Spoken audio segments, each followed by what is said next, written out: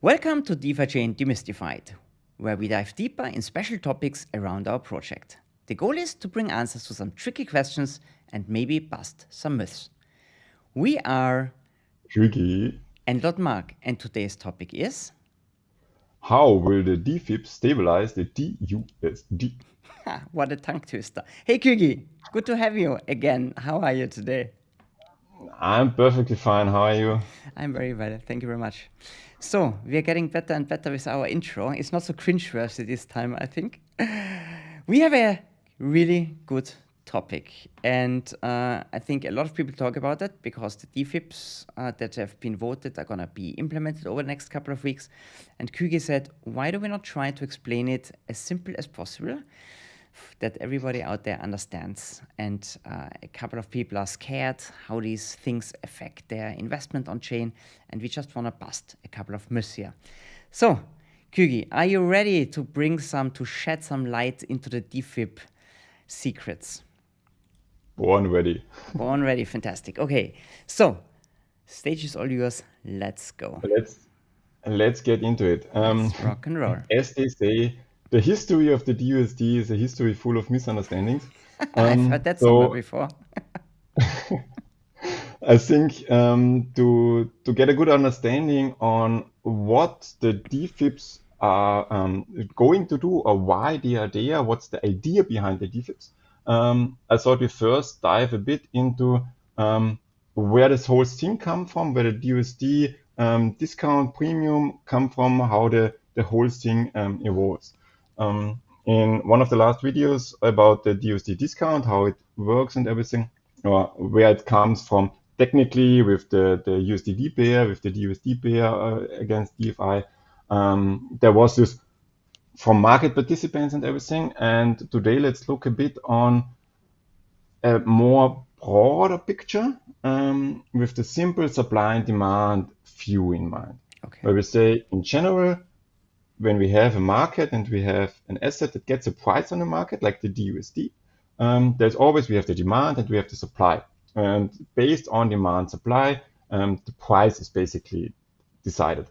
If the demand goes up, the price goes up. If the compared to the supply, the demand goes up. So to get back to my super technical background chart, I have just the demand for the DUSD, and our supply of DUSD is the DUSD that we have in the system. And in the beginning, when we started the whole thing, the DUSD in the system was all loan backed. So there were just a loan backed DUSD, and we have this ratio. So if we now say the demand goes up, we get into a premium because this is too big. If the demand goes down, nice visualizations, the thing goes into a discount. And that's the rough how it works. The first question would be, how is the demand measured? And that's really a hard question because it's on the one hand, we have the demand from DUSD from within the system for liquidity mining, DUSD being in the pools and stuff. And from outside, when people get in and want to go into the tokens or something, and so they need to buy DUSD. So there's a lot of how is this coming from? But today we just say, okay, we have a demand, we have a supply, and they need to be in sync to be at a stable level. So how did this thing evolve? In the beginning, we had a huge demand for DUSD compared to the supply. And the problem was in the beginning, people either didn't have the understanding yet for how these vaults work, how to create the DUSD. Not many people had the possibility to do it technically, and a lot of demand came via cake, where people couldn't create DUSD, but just were able to buy the DUSD. So this side went up too slow. So we didn't have enough DUSD created, so we were in a constant premium of up to 30% sometimes, where we said, okay, this is not how a stable coin should work. And the community came together and said, okay, we need some solution. How to solve that? How to basically create more DUSD faster to get this premium down. And the first idea was that we introduced this algorithmic DUSD. Let me just in. And the rough idea behind algorithmic DUSD was this: you have a loan-backed DUSD, you take it and you pay that back with DFI. And by paying back the loan with DFI, suddenly you have a DUSD that has no loan behind it. So you basically convert a loan-backed DUSD into an algorithmic DUSD where there is no loan in the system anymore for that thing. So this is kind of that's why I have this error, because we are not creating new DUSD when we do algorithmic DUSD. We're converting basically loan-backed DUSD into algorithmic DUSD. And this is now provided a direct loop, an arbitrage loop, where you could take the loan, convert it to algorithmic DUSD, get your loan free, take another loan, and do that. And because of that, basically, when we have it, it's not that interactive, but never mind. We created a lot of algorithmic DUSD, which got rid of the premium every time the demand rose, every time the DFI price rose, and therefore the demand for DUSD rose in the system. The algorithmic, more and more algorithmic DUSD came in. But we also had the other way, that people, even though there was no premium, people started to pay back the DUSD loan with DFI. So basically taking out that stuff and convert it into algorithmic stuff. So into algorithmic DUSD, because you don't slippage and everything. So the ratio of algorithmic to loan-backed DUSD got into an unhealthy, got into a non-optimal state, say it this way. And why is that important? When we think about it, when we say, okay, we have a lot of loan-backed DUSD. If the demand now shrinks, those loan-backed DUSD are easily removed from the system, because people say, we are in a discount, I get cheap DUSD to pay back my loan, so I reduce my loan gets down, algorithmic stays the same because no algorithmic are created, the whole supply is reduced, and we get the discount down. The more we do that, the more it gets down, and we have a lot of leeway to go down with the loan-backed DUSD. And here you already see we come to a point where there are not enough loan-backed DUSD. If we have such a strong drop where we have not enough loan-backed DUSD to move the overall ratio, to be able to react, because loan-backed DUSD are the ones where we can really react fast, where we can really do something with it. When I say we mean we as a system, we, the whole DeFi chain, everybody reacts and does something with that.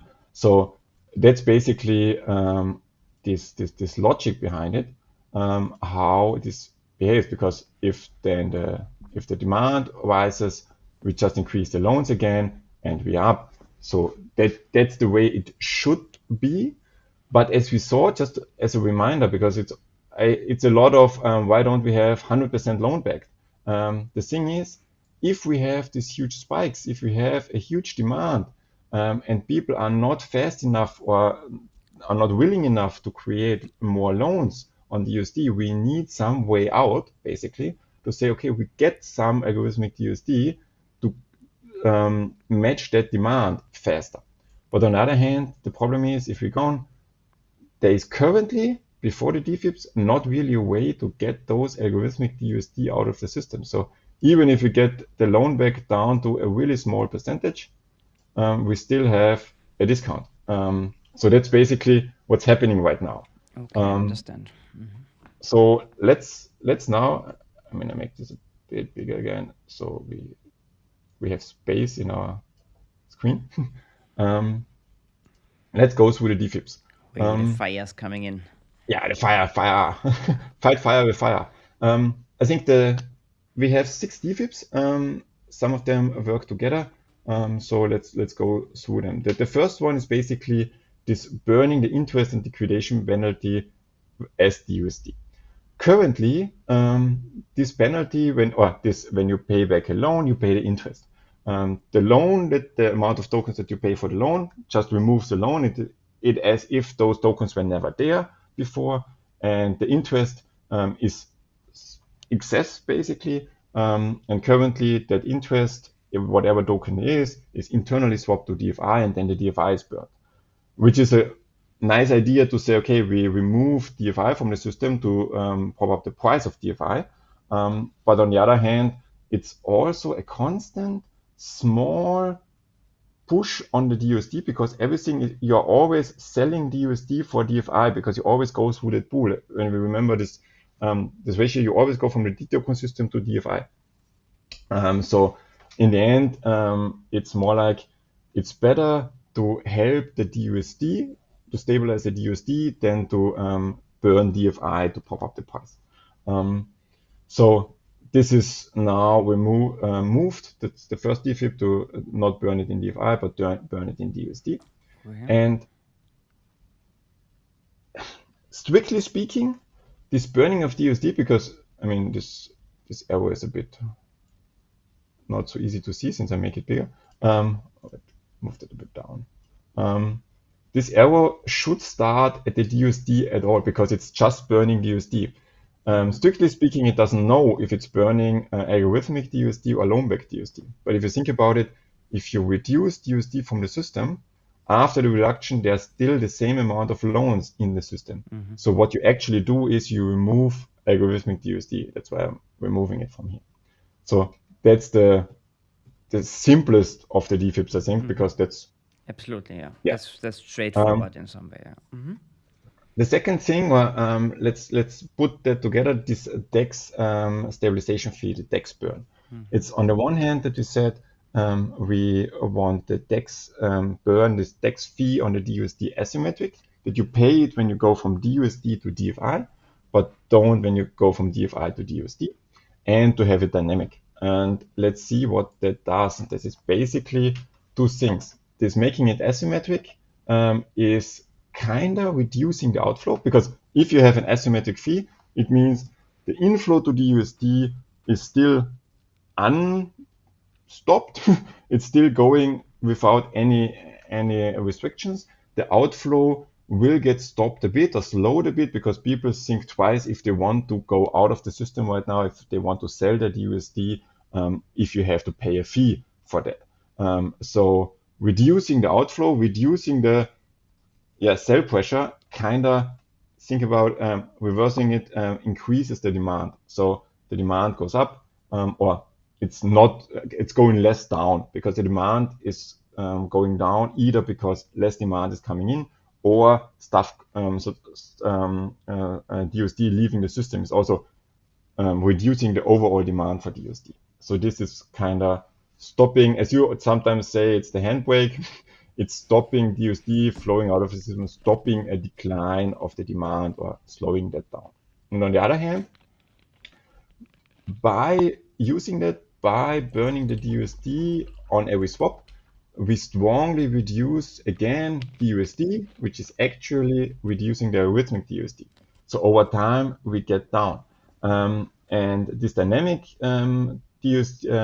stabilization fee is based on the ratio of algorithmic to loan-backed, because what it does is it affects directly this ratio, because it reduces the algorithmic DUSD. And as I said before, the main goal is to be in a healthy state of algorithmic versus loan-backed, so that we have the leeway, that we have the space to work with the loans and get them up and down fast, so that they meet the demand, basically. So that's the stabilization fee. Okay. Just make this a bit so that bigger. was the second one. Good. That was basically the second and the fourth. Because so they had letters, right? They were like letters. Yeah, the C, B D. and the D. The B is making it asymmetric, and the D is the dynamic DEX fee. That's the D. That's the B. Okay. And the other one was this DFI payback. This payback with DFI. As I said before, the idea was to have a way to create the algorithmic DUSD. Honestly, I think no one expected to have that many algorithmic DUSD created.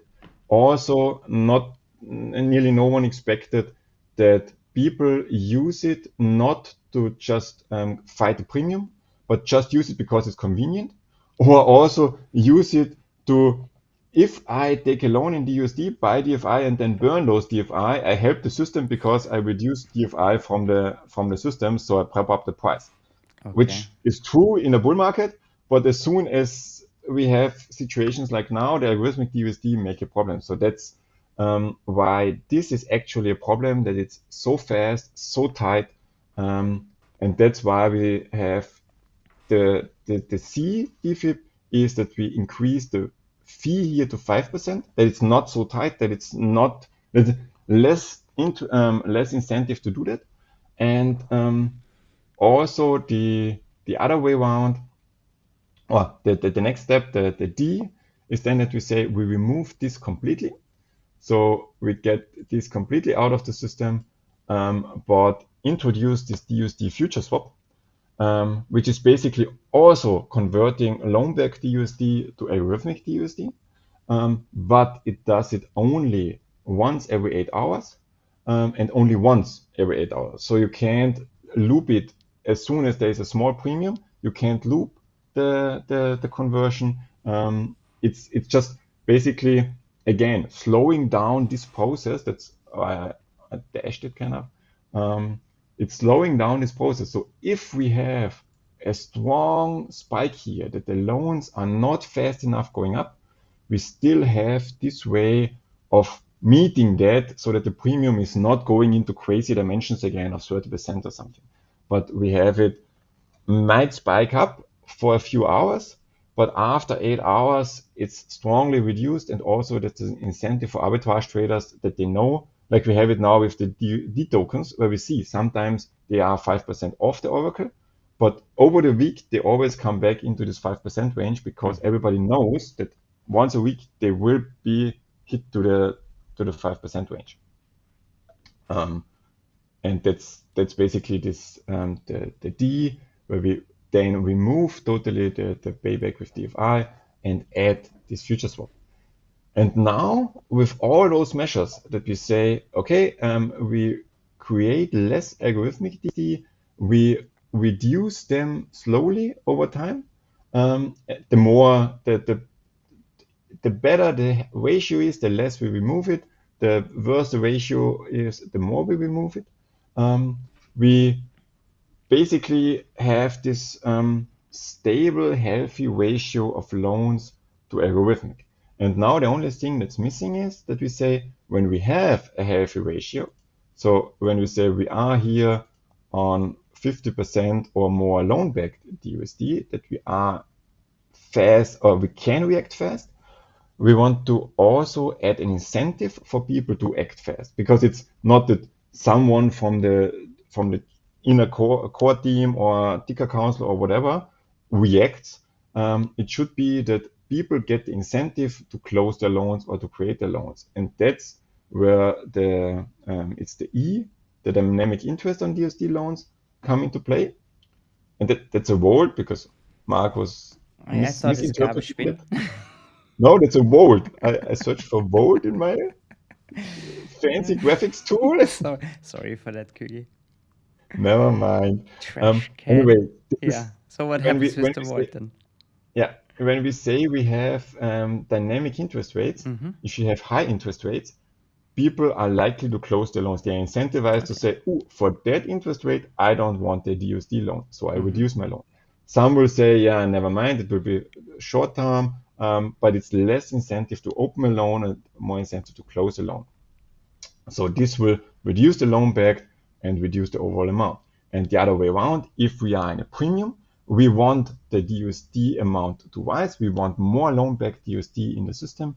So we reduce the interest rates, and low interest rates up to 0%, basically. So netto 0%, because you always have the base interest rate in your vault, which is currently 5% on the 150% collateral ratio, and the interest rate of the DUSD itself. So you always have the base interest rate plus the D token interest rate, and the DUSD interest rate would go down to -5%, which then cancels that out. And we find that, okay, because it's technically a bit of a problem and economically could have some side effect if you really have negative, so net on negative interest rates that you get paid for having the loan.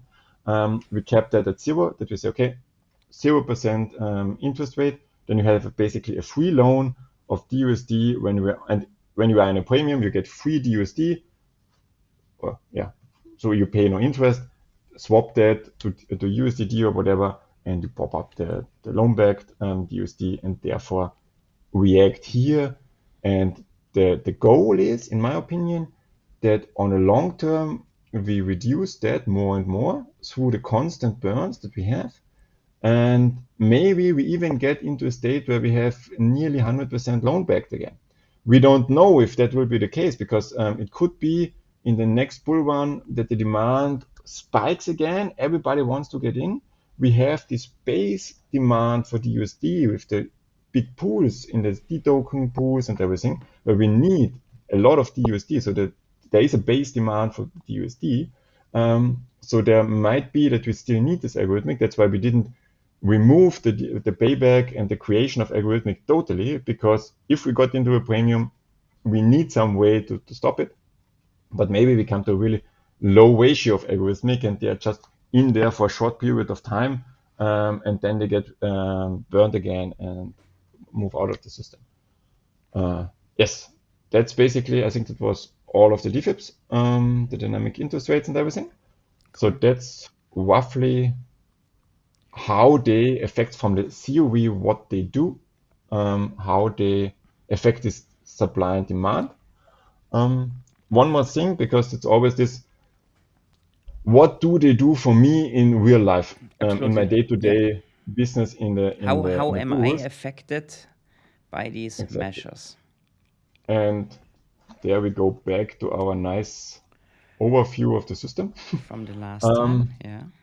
From last time. I will probably come back to that often. Yeah, but it's very easy to understand that these are two different systems and how they are connected. Yeah.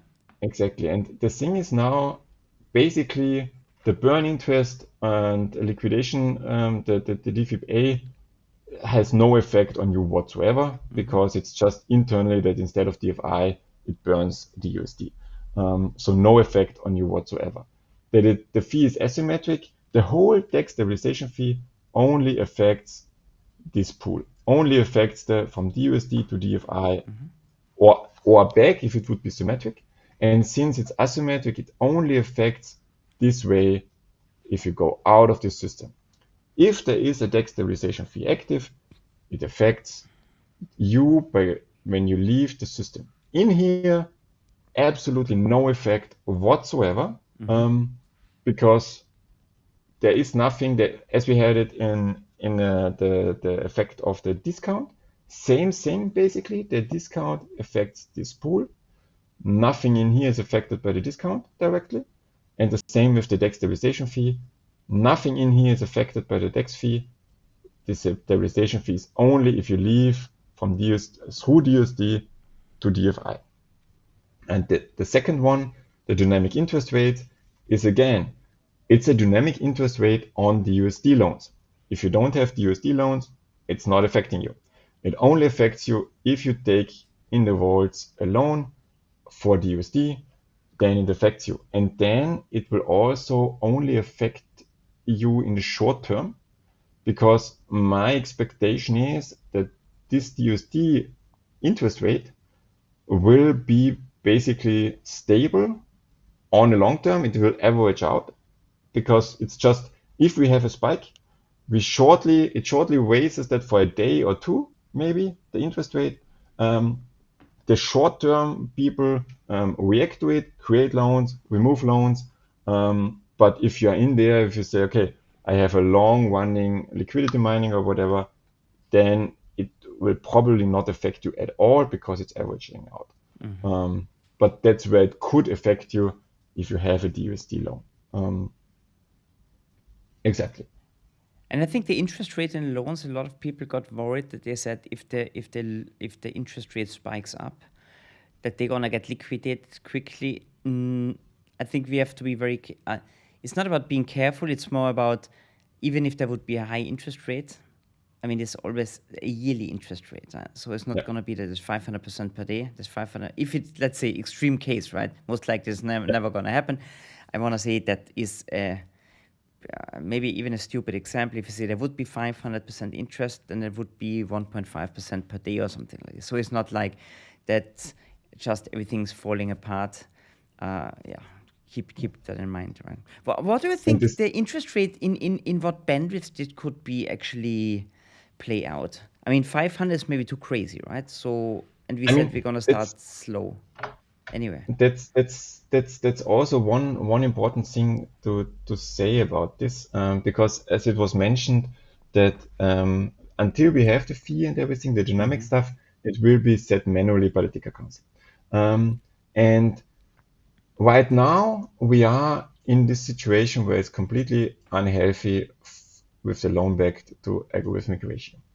Right now we don't have much leeway here. It doesn't make sense right now to do anything with the interest rates. okay. Because more people would close loans and want actually more loan backed DFI. Yeah, DUSD. exactly. Right now, if you go by the algorithm, it would now mean we need to increase the interest rates, but that doesn't make sense because right now we want them, right? Okay.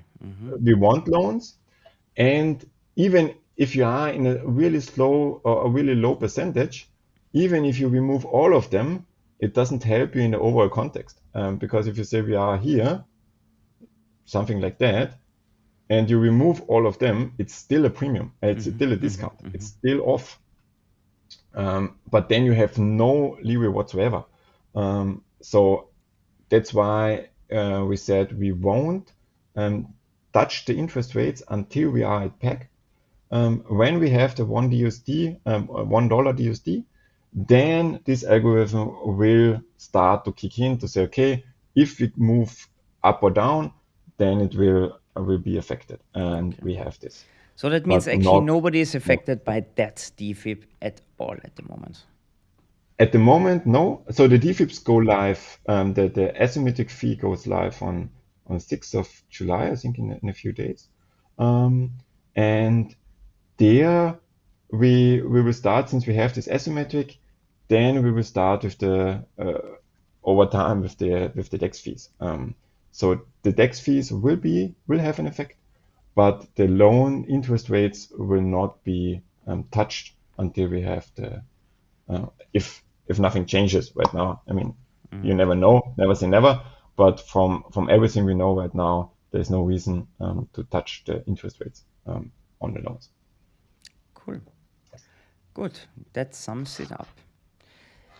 Thanks, Kuegi. 28 minutes. We're perfectly in time today. Famous last words. That's okay for Famous last words about the whole DFIP situation. Are you confident that all these measures... So first of all, I think something is important to say. Even if Kuegi put them up, and Kuegi is really heavily involved in that, there was a lot of feedback from the ticker council. So because sometimes people say, why do you come up with all these ideas? And then maybe people blame Kuegi for that. It's a team approach. Even Kuegi does a lot of work here and also did like the boring stuff and put everything together and wrote the DFIPs. There are a couple of people behind, so a couple of experts, a lot of input went in there. I think it's important to say, Kuegi, right? It's not like that some crazy dude came up with some funny idea and then we vote on that. So there's a lot of consideration went in there. That's like a good DFIP should actually be done. Yeah, exactly. I would say I can't take the credit for that. Because most of them weren't my ideas. I mean, I had similar ideas and we discussed them, but they were ideas that floated around on Reddit. I just collected them, put them together, and but then we said, okay. You seriously pushed for I pushed guys, it, yeah. We should really put all these ideas now together. And thanks for that. That was a lot of work. And somebody had to you took the lead here. You stepped up and said, hey guys, let's do something. It got a little bit forgotten over the last couple of weeks, I think, with all the other things, right? Cool, Kuegi. Thank you so much. So, guys, I hope that clears up. Let me jump back to the other screen. I hope that explained it a little bit better. Most likely, you have to watch it once or twice, 2, 3, or 3 times maybe to understand everything. But we really tried to explain it in different words. We did in a news show, but Kuegi is far more knowledgeable explaining that. So, yeah, I hope you enjoyed it. And join us for the next time when we try to demystify DeFiChain. Kuegi, thanks for coming. And have a nice evening. Bye-bye.